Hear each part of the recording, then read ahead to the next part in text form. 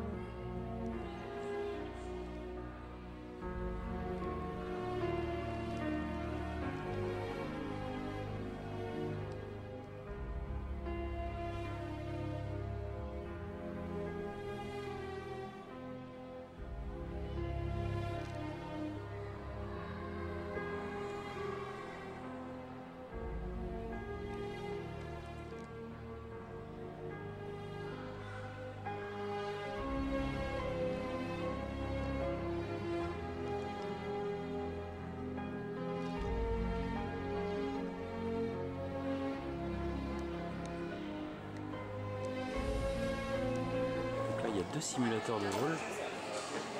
Ça fait une sphère à 360 degrés. En fait, il y a deux simulateurs.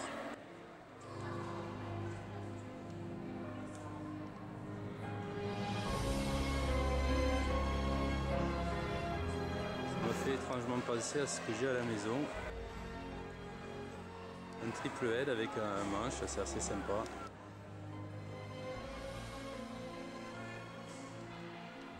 Il y a même des petits simulateurs pour les tout petits, c'est rigolo.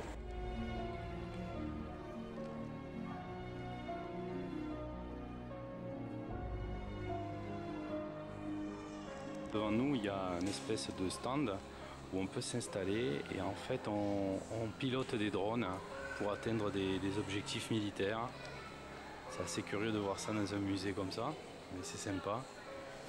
Et là, il y a tout un tas de stands liés à tout ce qui gère a priori, de ce que je comprends, tout ce qui est un petit peu les missions top secrètes de la RAF.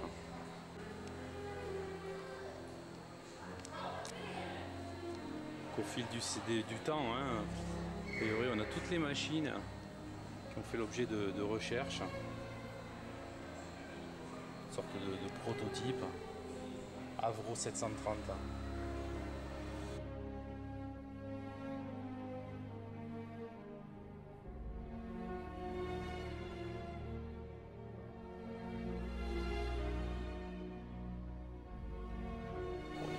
Des formes improbables, sorte d'aile volante, 1948 celle-ci, prototype. On arrive dans la cafette, qu'est-ce qu'on découvre au-dessus de la cafette? Un magnifique hydravion, vraiment superbe.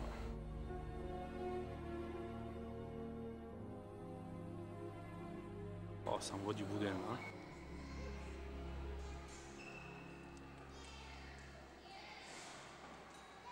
Cet hydravion, il mesure 34 mètres de long et 26 de large.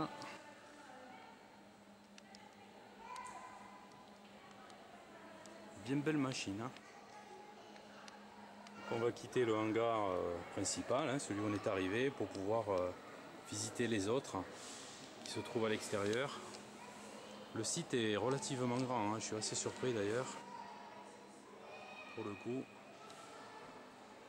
Donc là je suis dans le hall dédié à la Première Guerre mondiale et en fait je me rends compte que le musée en fait a été bâti sur un ancien aérodrome de la RAF. Puisque le bâtiment évidemment il ressemble plus qu'étrangement. On va apprendre à voler. On va voir des belles machines là. Waouh, waouh. Un Blériot 27.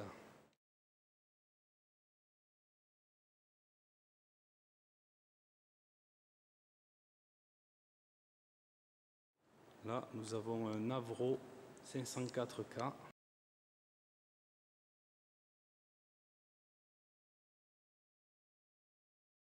Superbe machine. Machine qui date de 1918 et qui a servi jusqu'en 1933. On va arriver dans une salle où il y a une multitude de vieilles machines. C'est assez ahurissant le nombre d'appareils qu'il y a dans ce local, qui est un ancien hangar. Tellement d'avions que je vais avoir du mal à tout filmer. Voilà, nous avons un Caudron G3 1915-1918. Là nous avons le Sopwith Triplane, donc c'est vraiment un avion triplan.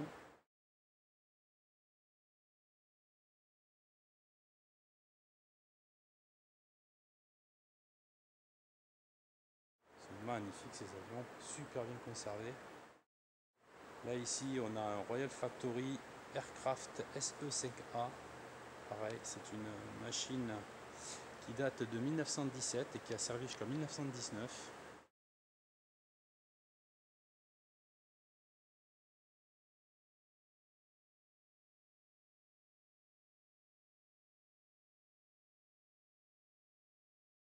Bon, on a un avion allemand.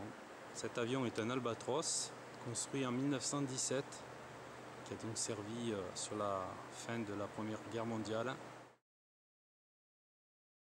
Quand on compare l'avion que vous voyez à l'écran avec celui en dessous, il ne se passe pas une dizaine d'années, mais on voit déjà que techniquement ça a vachement évolué, aussi bien au niveau du fuselage que de la motorisation, ainsi que les mitrailleuses qui sont montées. Voilà, je viens de sortir du bâtiment dédié à la Première Guerre mondiale avec le hangar attenant. Et là donc je poursuis ma visite dans les bâtiments suivants. Bâtiments qui sont historiques puisqu'ils appartenaient à l'RAF. Donc de ce que j'ai pu comprendre, en fait c'était une école de pilotage évidemment. Donc là on repasse derrière le premier hangar, celui où il y avait le gros hydravion. Donc on va embrayer par le H3 et H4 qui sont chronologiquement évidemment dans la suite pour pouvoir profiter certainement là des avions de la Seconde Guerre mondiale. Voilà donc dans le hangar H3. On commence à découvrir les machines connues pour ma part. Donc le Curtiss Kitty Hawk 3 1942-1945. On a le Hawker Tempest 3 avec une hélice gigantesque. Et là sous nos yeux, l'emblématique avion de la Seconde Guerre mondiale anglais, le Spitfire.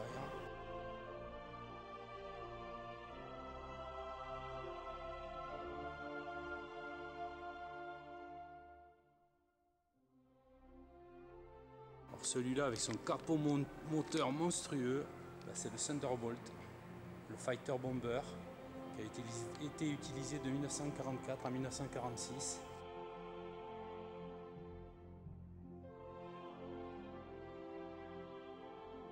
Voilà, on a le fighter Bristol Bulldog de 1927 à 1939.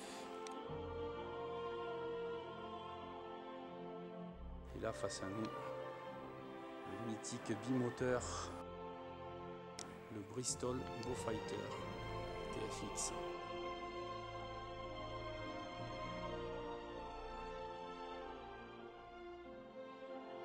Notre bimoteur, le Bristol Torpedo Bomber.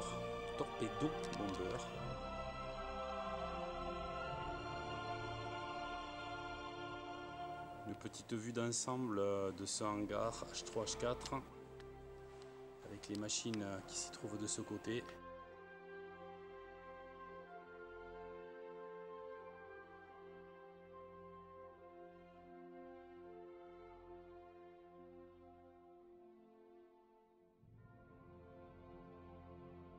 Alors devant nous le l'hydravion Stranaer, qui est d'une hauteur hallucinante. Alors on ne juge pas trop sur la vidéo, mais je peux vous dire que le hangar est très très haut. Et effectivement, ça fait un sacré engin. Et juste devant lui, qui lui fait face, le Lockheed Hudson, notre bimoteur. Avec devant, sur le petit présentoir, c'est une tourelle de B-17.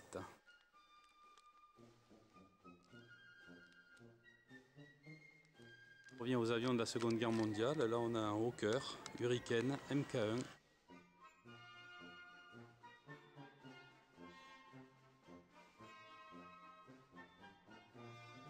À côté de lui, le Messerschmitt 109, allemand, évidemment.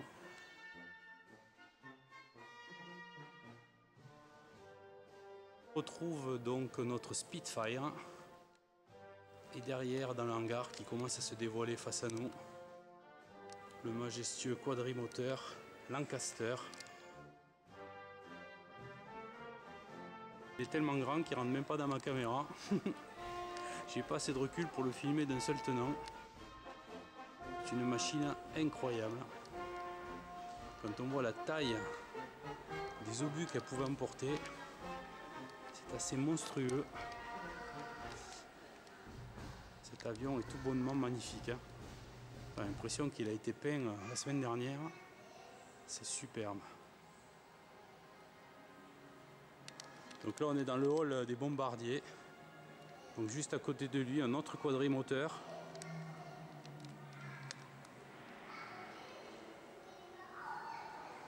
Il s'agit du Consolidated Liberator.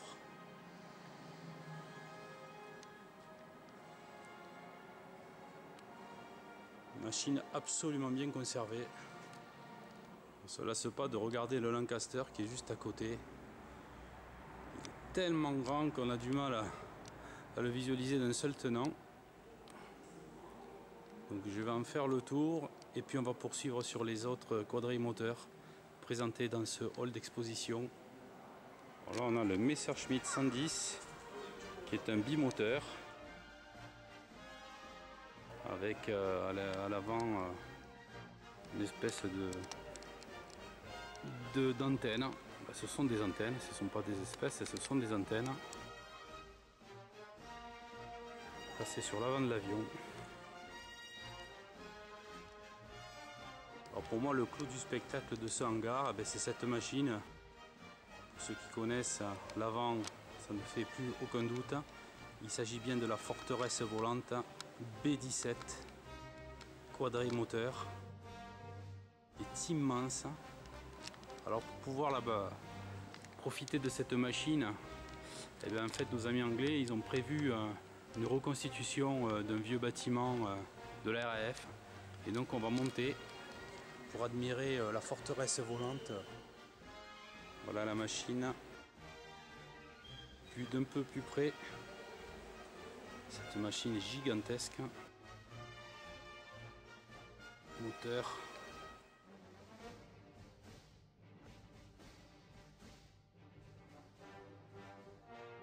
Cet engin est colossal. Derrière le B-17, on retrouve notre Lancaster de tout à l'heure. On abandonne notre B-17 pour un autre avion.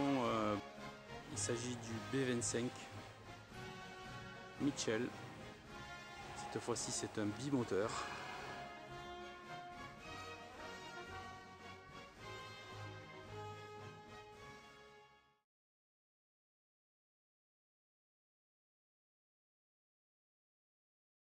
C'est un North American.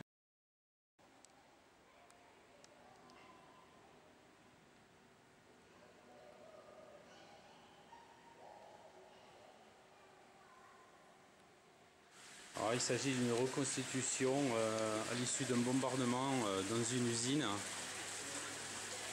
Pour montrer les dégâts évidemment que faisaient les bombardements. Et pour terminer la visite de ce hangar, le dernier bimoteur, le de Havilland Mosquito.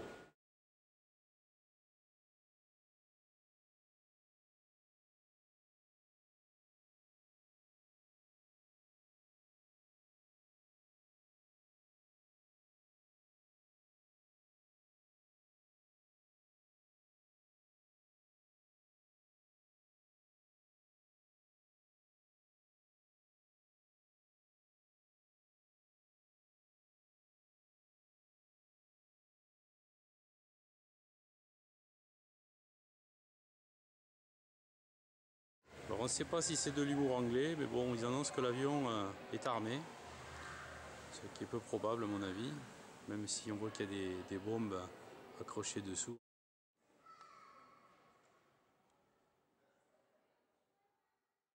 On trouve un Hawker Tempest et juste en face de lui, on va retrouver la machine emblématique de la bataille d'Angleterre.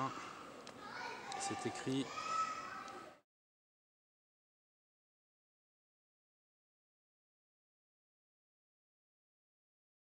là, on va changer de décennie et partir dans les années 50 avec la guerre de Corée et les appareils à réaction.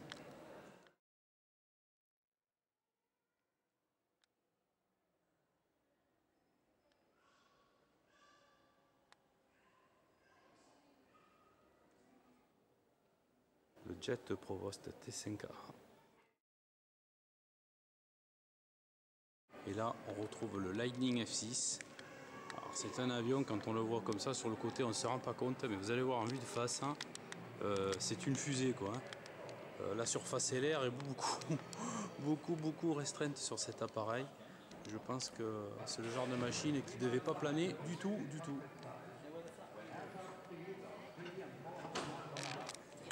Alors, le cinéma 4D, c'est un cinéma dynamique, axé évidemment sur l'aviation. Donc je vais me précipiter pour aller profiter d'un film en 4D. Voilà, je viens de sortir donc du cinéma dynamique. Donc j'ai choisi le film sur le B-17 en pleine guerre de bataille d'Angleterre.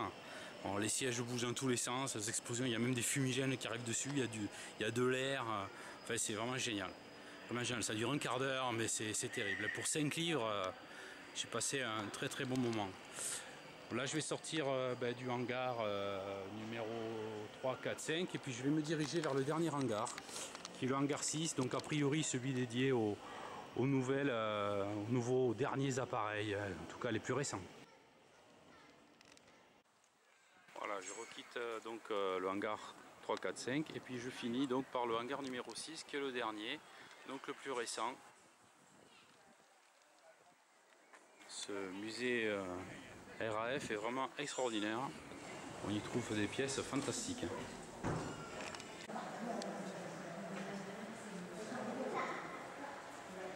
Voilà l'aile la plus moderne donc de ce musée. Ça c'est rigolo, il y a même Star Wars.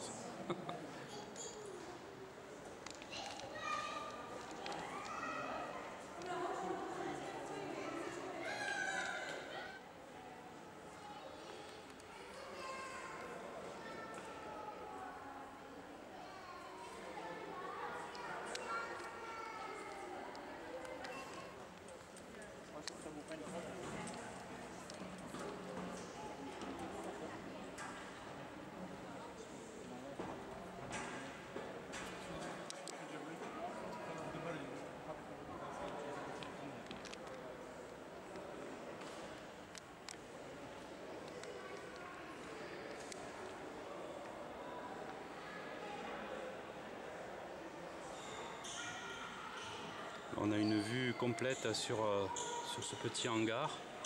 Alors je dis petit parce que par rapport aux autres, évidemment, c'est le plus petit.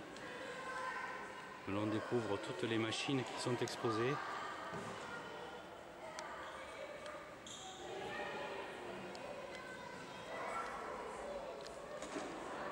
On aperçoit un drone derrière, un drone militaire.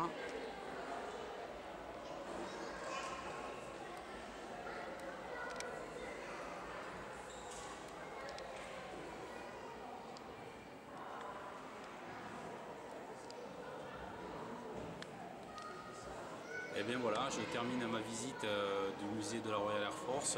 Super musée que je conseille. L'entrée est gratuite comme la majorité des musées anglais, mais il y a tellement de choses à faire sur place.